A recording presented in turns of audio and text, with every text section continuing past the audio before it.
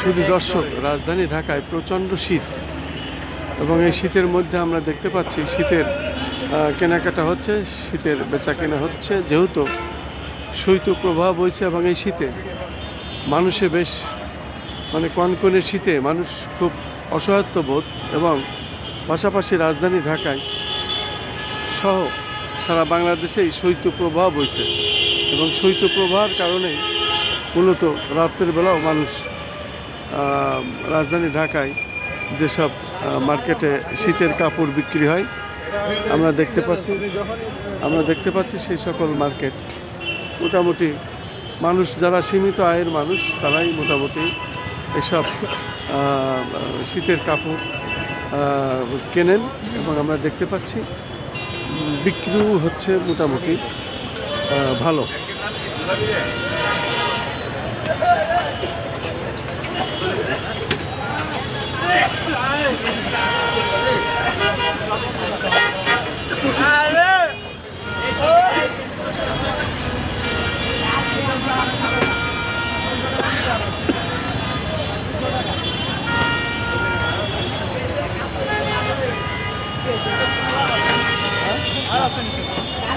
পুরনো এগুলি এটা কি হ্যাঁ মানে এটা কি কোনো বিজ্ঞপ্তি কি কোনো চ্যানেলের না চ্যানেল পরে কি বয়স দিবেন না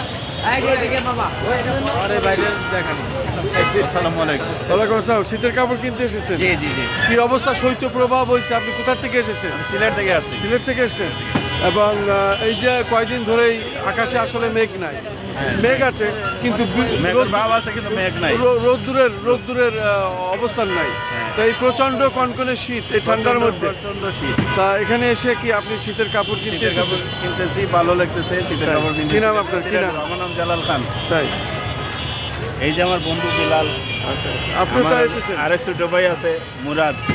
ঠিক আছে। এই যে সবাই শীতের কাপড় কিনতেছে।